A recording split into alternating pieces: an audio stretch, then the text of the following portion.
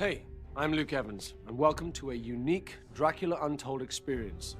I had a great time bringing the Prince of Darkness to life, and now I can't wait to show you how it was done.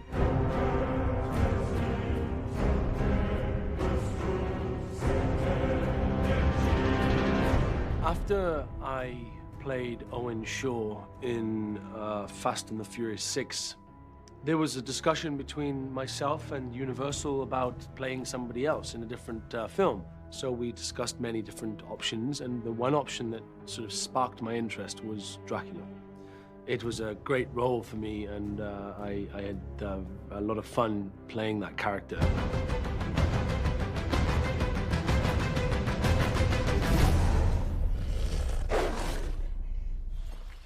I left it where I found it.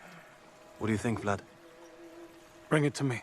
So the scene that we're looking at right now appears very early on in the film. It's the first time you actually see young Vlad, the Prince of Wallachia. He's heard a report that they've found Turkish armor on his land. And to Vlad, that means one thing. The Turks only enter a land if they want to invade it. And so to find this helmet in the river on his land means one thing to him. It's danger, it's a threat.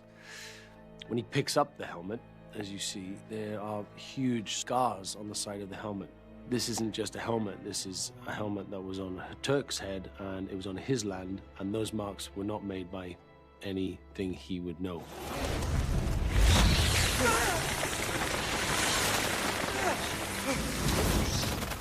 They're inside. How do you know? Bats don't come out during the day. Something's disturbed them. This scene is when Vlad and his two henchmen, for the first time, enter the cave of the Master Vampire. There's something in this cave, and I think Vlad is the only person that's brave enough to want to explore and investigate what's up there. They made 3 caves, and this cave was all about the tunnel walking into the cave. So there was a huge sort of staircase of stone covered in skeletons and skulls and armor. What he realizes as he walks down this corridor into this cave, that there's not just armor from the Turks, there's armor from many other regions in Europe. They enter the cave, and he loses 2 of his men within the space of 5 minutes. They get swallowed up by the cave and by the creature inside the cave, which is played by the wonderful, phenomenal actor, Mr. Charles Dance.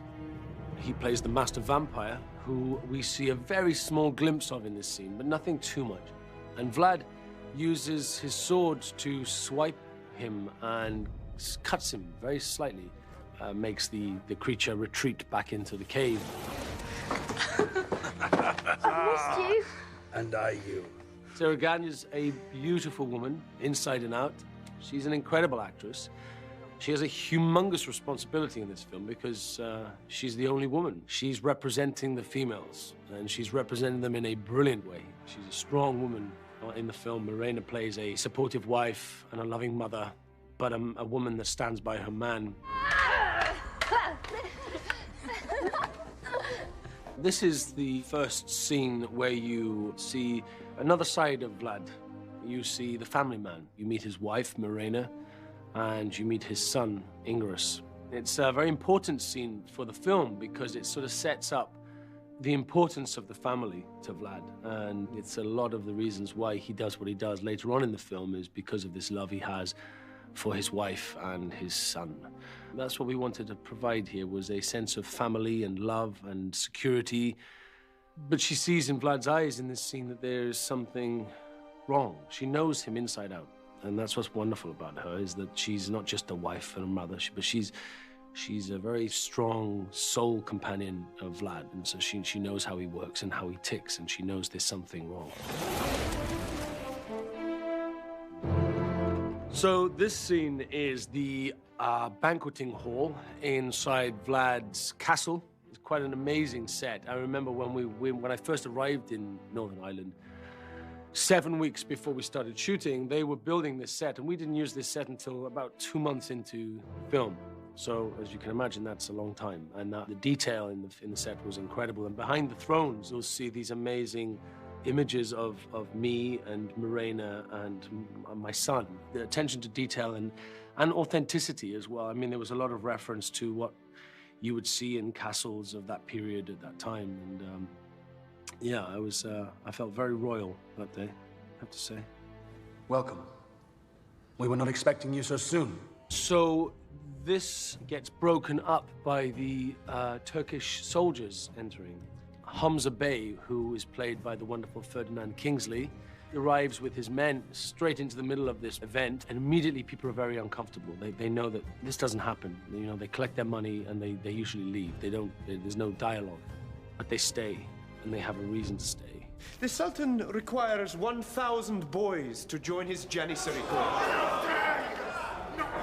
This happened to Vlad when he was a young boy. Him and his brother were sent by his father as a sort of peace treaty to be reared by the enemy.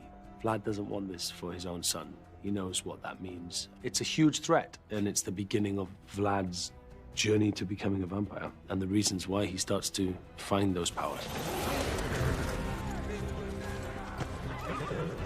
This scene is, it was an incredible day, actually. We transformed a farmer's field into the immediate encampment around Mehmet's master tent. It was quite a day, and that horse I'm riding is probably the most beautiful creature I've ever seen in my life. Anyway, we ride into the encampment, and Mehmet's soldiers all remember me because I was brought up by the Turks.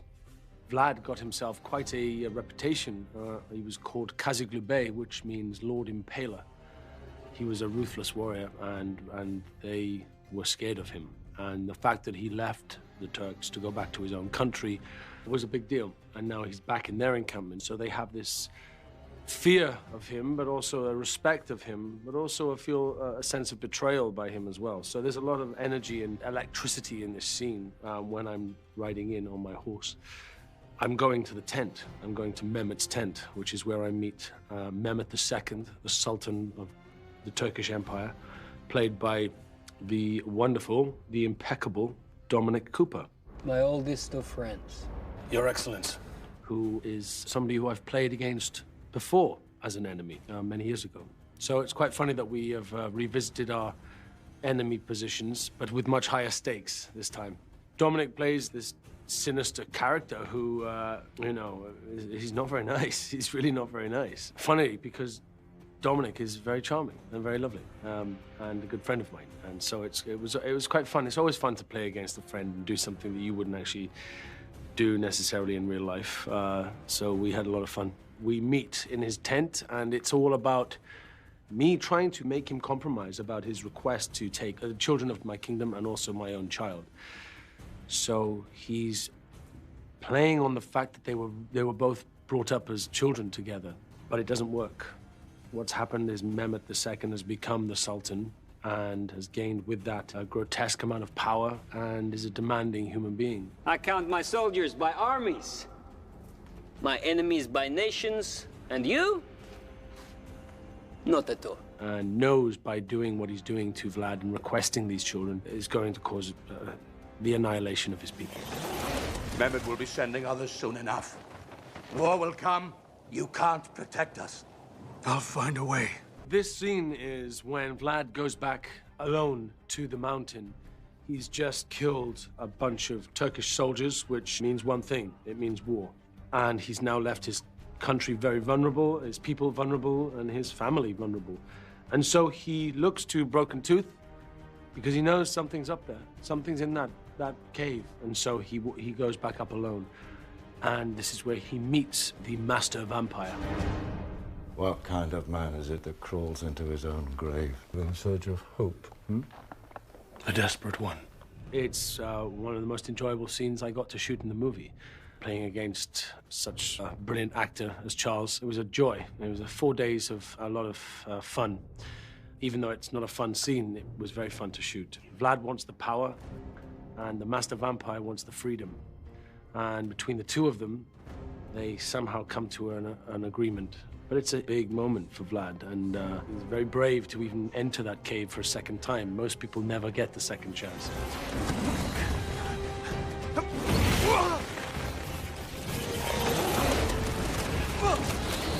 Having to imagine yourself turning into a colony of bats is quite difficult feat. And you have to really allow your imagination to go mad, go crazy. And the first time he does it, he's running very fast. And we had one double running far away from the camera, and he turns into bats, and then in front of the camera was me, and then I stop and reform as a human. I had to trust that that was going to work. I had to trust Gary and the amazing digital department who created all the special effects to create that, and yeah, and it works very, very well. But it's a slow realization of this man who now has these powers, and the transforming into bats is something he uses very successfully throughout the movie. Fire! My dad, Dave the Rave. I'm Luke Evans' dad. He's been an extra in 3 of my movies. He upstages everybody. He can't remember his lines, but he loves dressing up. Proud of him. Yeah, thank you very much. He's in a scene when Vlad returns to the castle that's being bombed, and yeah, he's in there somewhere, waving a finger at his son, trying to tell him off. But yeah, he's been in quite a few different movies now. Just enjoy watching it all going on. Yeah. It's a joy. I mean, days on set are long and sometimes can be very boring and lots of hanging about. And to look out and be acting and see a familiar face was a joy. Yeah. I hope he doesn't get bored too soon, and we'll do a few more movies before I'm done.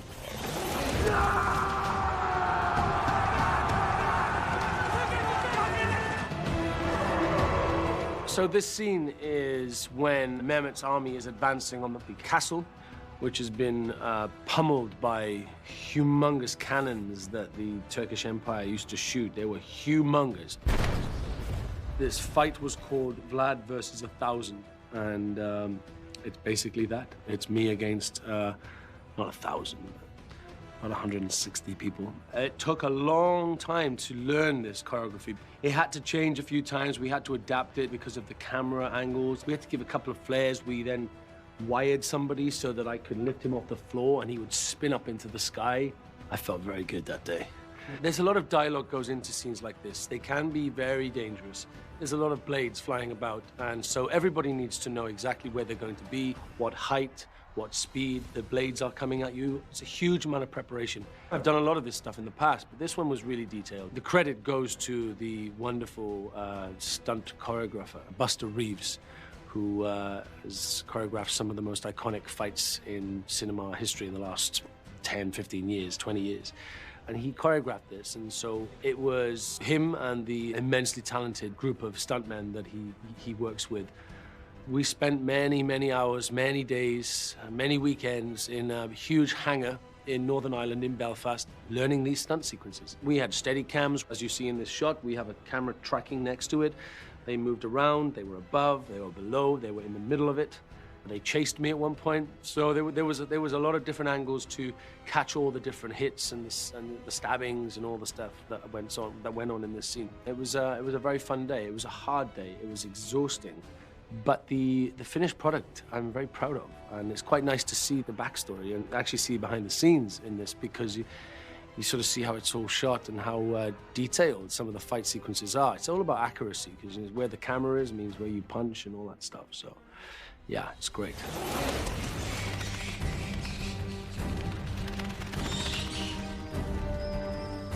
When Vlad realizes he has the power of the bats, he knows that they are following him and they're around him the whole time. But once he realizes that they are congregating in the tower in this monastery, I think he realizes that he could use this to his own advantage. And so he goes up into the tower alone, and he looks into the eaves of this tower, and he sees hundreds and hundreds of bats just landing and almost waiting for his command. Below in the tower, lower down in the tower, Mirena and Ingarus, my wife and son, can see these millions of bats circling the tower and rising above, up to the top of it where I am. And he gathers these bats, and as he moves his hand, they move with him. And as he clenches his hand, they turn into a fist. Even though I knew the bats weren't there on the day, I had such a clear vision of how it was going to look that it was a very fun day, and I'm glad it's turned out as effective as it has in the film. Bats have always been associated with vampires. It seems very right and just that we honor that historical connection between that wonderful creature and the most famous vampire of all. You can keep running if you like.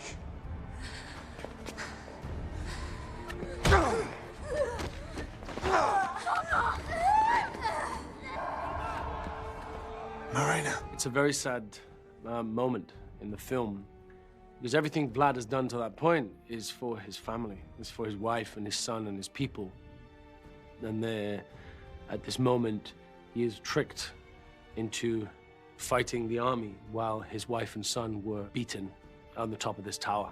And Marina is pushed off the side of the tower. Just as Vlad arrives on the top of the tower, she loses her grip and falls.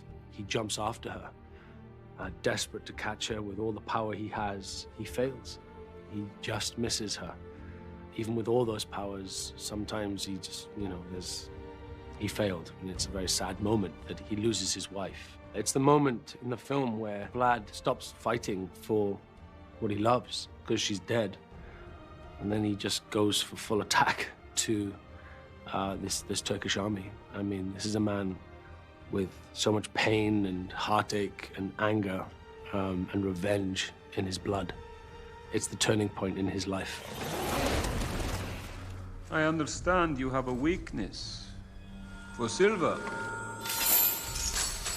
So this fight sequence is the final fight sequence in the movie, and it is an amazing set. We created the inner sanctum of the main Sultan's tent, and Mehmed has discovered that I now have a weakness to silver.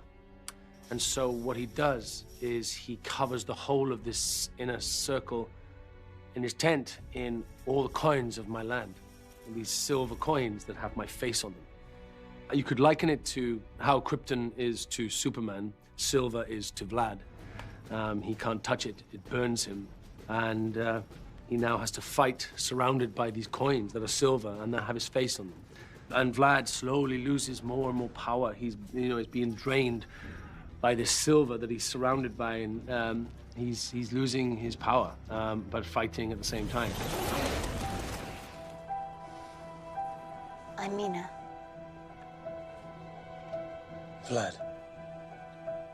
This scene is the end of the movie. It's 500 years since the beginning of the story. But you meet him now, it's the 21st century.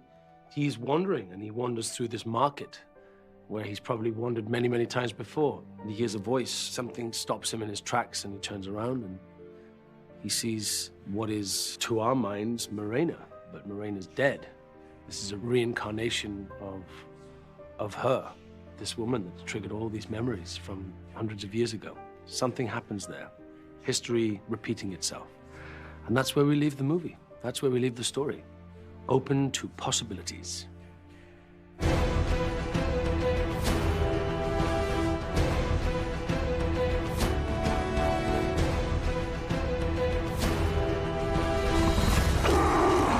Thank you so much for joining me on this journey. I hope you learned a few things you didn't know before. Playing the origin of Dracula has been a dream come true for me, and I am so glad I got to share this with you. I hope you enjoyed it.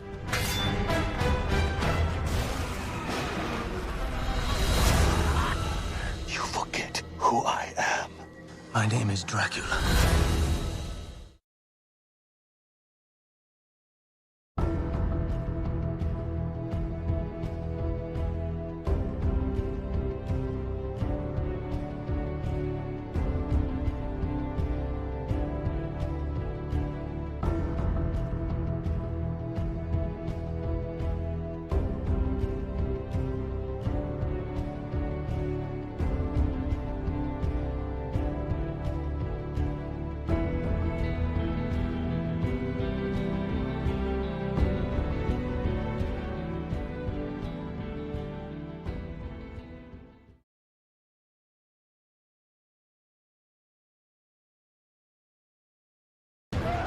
To take on a role that comes from history, it's incredibly exciting.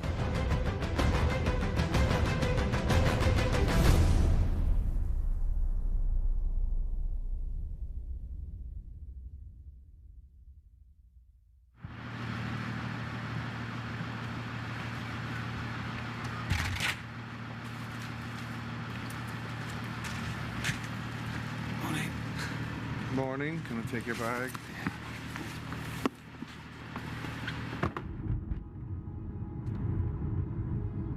It's very early. It's 5 o'clock. Yeah, this is a normal time I get up in the morning. And today we start the Vlad versus 1,000 fight. There's a lot of work today. But I always try and just have a relax. I've got a pillow, so I've become a master of sleeping in the back of a car.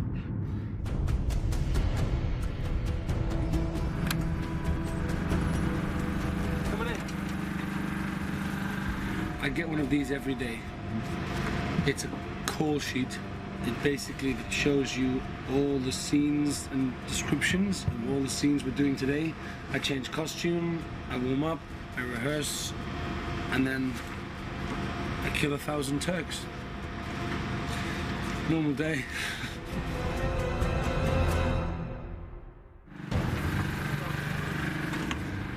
I'm Harriet and I'm Luke's dresser. Yeah, we're just getting dressed now, ready for this scene, so it's all kind of continuity to stuff we've done already. Winter's arrived, so no more lots of layers, so we don't get cold. Layer upon layer upon layer. There's foot warmers inside the boots. Ready? I can't get into this costume alone, that's the thing. Can I? It takes two people.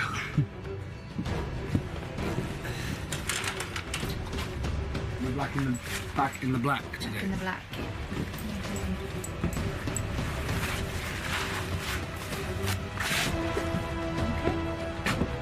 Okay. So that's us off the set. That's everything. We're ready to start setting the scene.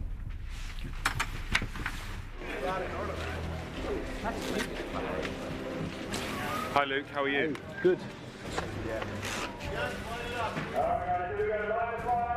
The Smithy, and you're walking over here, you impale them, put the hole in the ground. Taking the impaling, or because they've just said her vision is here, I can't do any of the action if that's where her sideline is.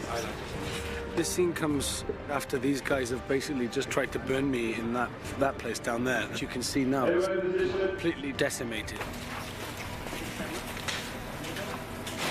Do you think you are alive because you can fight? You are alive because of me! Because of what I did to save you all! This is not anymore.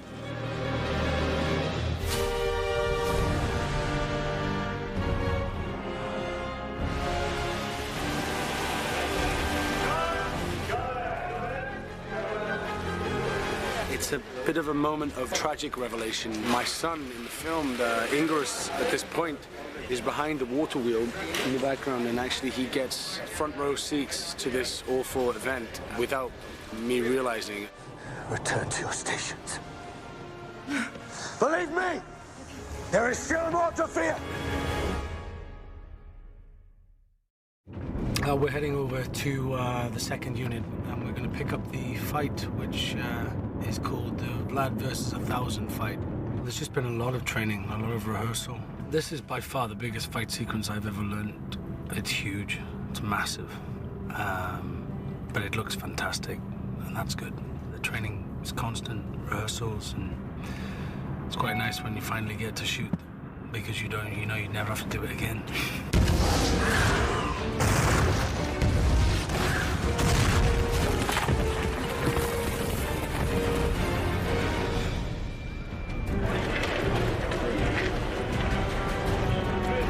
Today we're doing fight sequences, which means my hair and my face and my hands are constantly being wrecked and ends up flying away and looking ridiculous. So Lizzie's there to make sure I don't look ridiculous.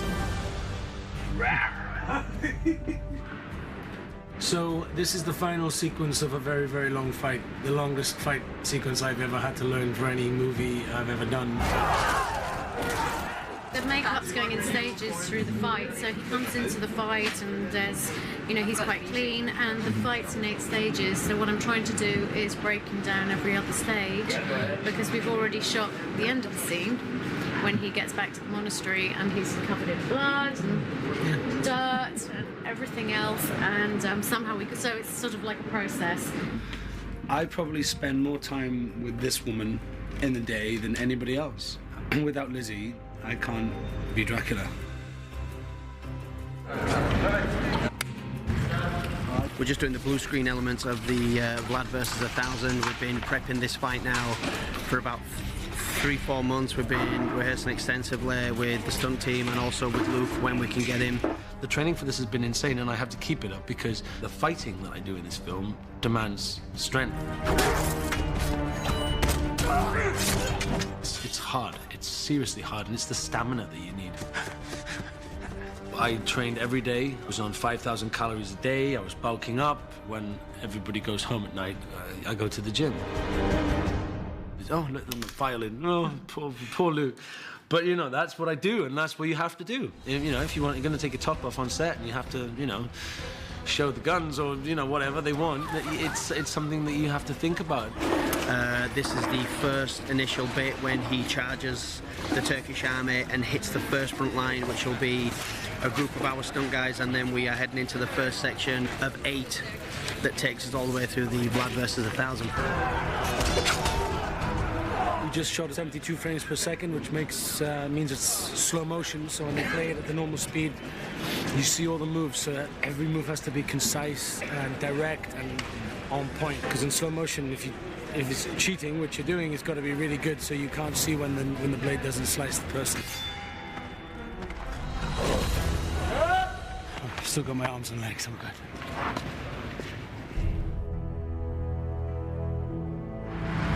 All done? I've got the official wrap, yeah. I thought they might have taken me over to second unit or main unit, but no. Just 1 unit today. It's been a really wonderful experience. It's a shame it's coming to an end, but you know, like, I guess it's been just fun telling the story and telling it with people that really cared about it and wanted to be here. You know, everybody's had a great time. We're all sort of orphans here, you know.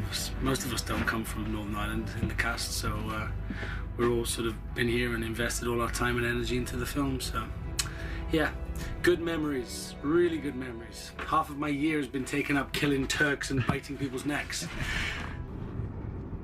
Coming to the end of the day, that was the final fight that I had to do in the film, but also it's coming to the end of the film. We have 5 days left, 4 days shooting left. That's it, really. That's the end of the story. That's the end of the journey. A 9-month journey of work, preparation, rehearsal, training, diet, study, research, sleepless nights, early mornings, late finishes. It's been a very fun experience. I hope you've enjoyed following me for my day. From the second we woke up to the second we said goodbye. It's not as easy as it looks. That's one thing my friends and family have noticed when they come and follow me on set and see how long my days are. They go, oh, okay, it's not all glamour, is it? It's not all red carpets and nice suits. But no, it's good to work hard. Okay, take care. See you soon.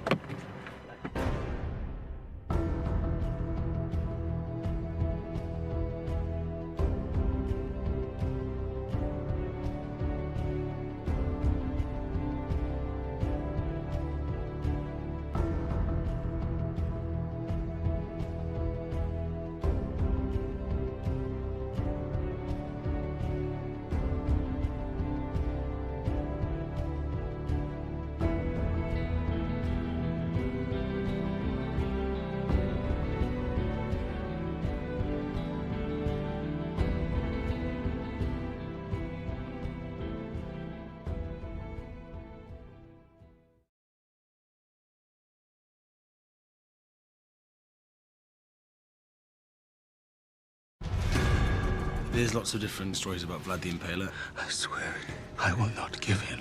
Some of them are quite positive and say that he was a fantastic leader and respected by his enemies. Mehmed will punish all of Transylvania for what you have done. We will not be defeated!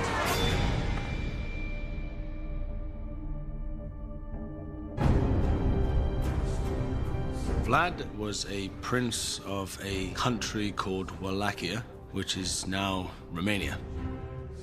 Throughout history, as time has gone by, he's been remembered as Vlad the Impaler, the guy that impaled thousands of people on stakes in a field, you know, men, women, and children, and animals and everything. But that torture was actually taught to him by the Turks. Back in the days in Europe, around the 16th century, kids from Slavic countries were taken by the Turks and raised to become like killing machines. The Sultan requires 1,000 boys to join his Janissary Corps. It shocked and outraged a lot of people at the time. They take boys out of these countries, indoctrinate them into their faith and into their army. Like mercenary soldiers, they've been taken at a very young age, between the age of maybe 8 and 12, mostly from the Balkans. They would be Christian, absorbed into the Sultan's household, treated as a family member because they're taken so young. They are ruthless, loyal, they'll kill for him, they'll die for him. Mehmed's father took Vlad in, or stole him away from his own family to bring him up as a child warrior. But we grow up as brothers together. Mehmed is the Sultan's natural son. Vlad was more of the son that the Sultan wanted, even though Vlad was adopted. Probably when they were growing up, Mehmed could see that the Sultan favored Vlad.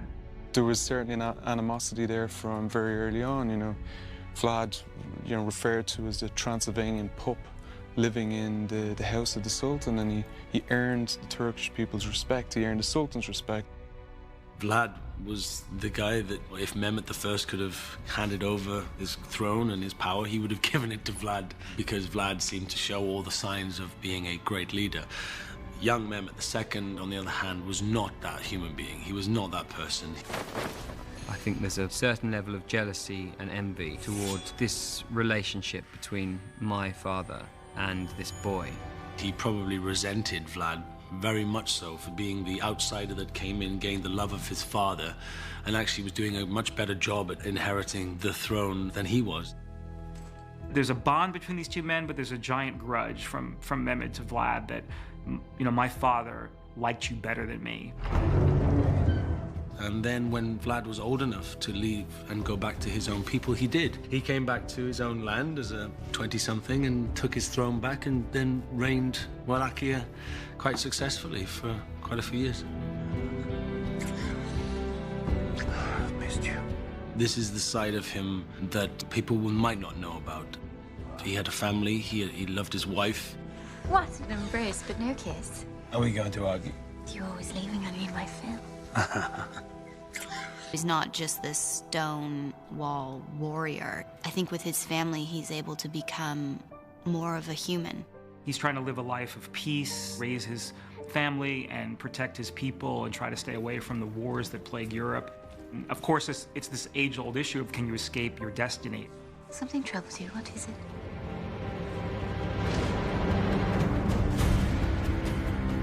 The Ottoman Empire was on the march in this period in history, and were absolutely putting Europe in their sights. Mehmed II created the Ottoman Empire by sacking Constantinople and ending, effectively, the Byzantine. Turks are incredibly successful at conquering nations. Mehmed's intention is to invade Europe, and his forces have come up through Greece, through Thrace. They would be following the Danube into Europe. He'd be moving his arms along those routes. So unfortunately for the Wallachians, for Vlad's kingdom, it's on the way to what he wants. Vlad is motivated by a very powerful promise he made to his wife that they'll always be protected. You asked for my hand. Do you remember what I said? He said no. You said things would be different. You said if I loved you, I should trust you. I love you. And trust me, it's this how we start a war. His predicament kind of brings to mind, how much of your principle would you sell out to protect those who are important to you? Or does the end justify the means? I will not let you die. Vlad was a warrior, he was a leader, he was a fighter, and he was a man who stopped the Ottoman invasion of Europe. He stopped it dead in its tracks, which is a historical fact. The Ottoman Empire is something that has left its legacy, and we're very aware of it nowadays. And if it wasn't for Vlad and a few other countries, you know, England might not be England, and you know, Wales might not be Wales. It'd be a very different place. The way I looked at it when I initially took it on was, this is a historical story. It happens to make a segue into fiction, but it has to be treated first and foremost as a history with, you know, real people and real facts. The writers did a great job of merging the factual history, which is Vlad the Impaler, with the fictional story, which is Dracula, which we're all very aware of. Once you drink, your thirst for human blood will be insatiable. It's the origins story of Dracula. Not a ghost. Something else. As told through the lens of Vlad the Impaler, and puts it all together into an origins hero story. I thought they did a very clever job of mixing the two and creating a story that was both appealing, inspiring, enjoyable, and also something reminiscent of something very historical. It's heroic, but you have not seen a lot of Dracula stories that are heroic. If you're going to start a story about such a legendary character who does exist throughout centuries, what better place to start than the beginning? It just draws you in.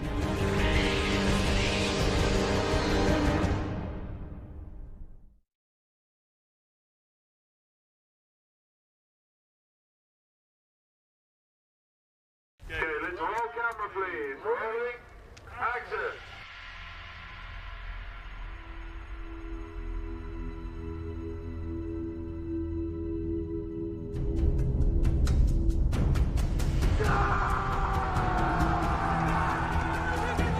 This is the 1,000-man fight where Vlad, in his rage, cuts his way through 1,000 worth of the Turkish army. This is where you actually see Vlad use his newly found powers as a vampire. He basically stops 1,000 men in their tracks. We've been prepping this fight now for about 3-4 months. We've been rehearsing extensively with the stunt team and also with Luke. The training for this has been insane, and I have to keep it up because the fighting that I do in this film demands strength. It's not something that you can just pick up a sword and just learn a choreography. This is a physically demanding fight. I mean, technically, he's going through 7-8 sections of guys. It is an epic fight, and Luke knew the fight frontwards and backwards is quite long, and what makes it unique, it's a very linear fight that travels a great distance. And to tell the story of Vlad fighting a 1,000-fold army, it's a little daunting to make that work. We had to break it down into sections that would effectively fit inside the stage. Once he fought one section and got to the end of the stage, we literally just started him back at the other end of the stage on section 2, and then he fights section 2 and gets to the end of the stage. So he just fought like a typewriter. It's full on. It's relentless, you know. Every set. Let's go. See what I mean? Set and 2. We had to work out who was getting pulled out by a wire, who was getting stabbed, who was getting swords left in them, who was getting sliced.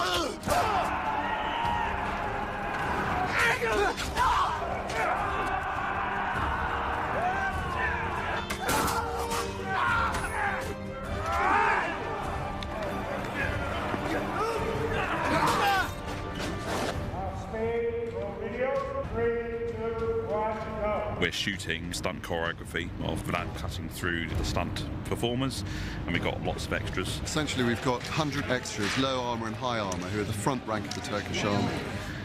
Where the blue screen is, we'll be extending what is 100 people in here into the 1,000-man army.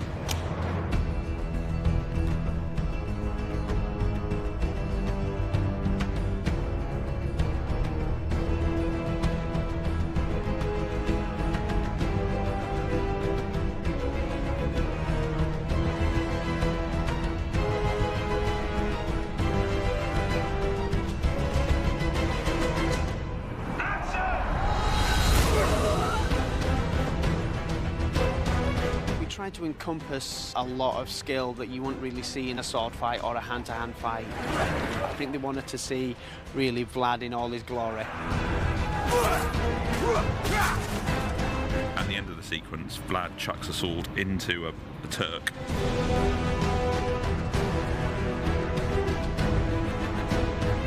And then we become that Turk's POV. So as he's wheeling around and falling to the ground, we're looking into the sword that's in his chest and seeing the reflection of what Vlad is doing up to the moment he hits the ground and pulls the sword away.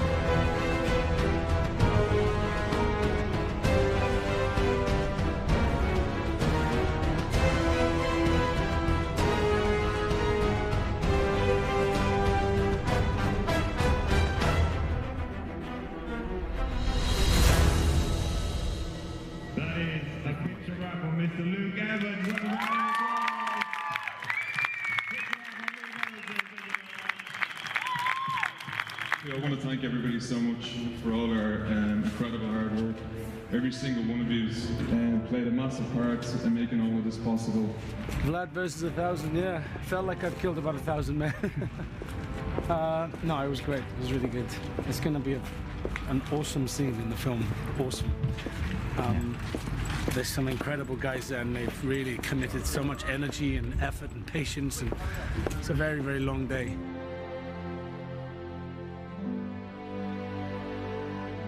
Happy days.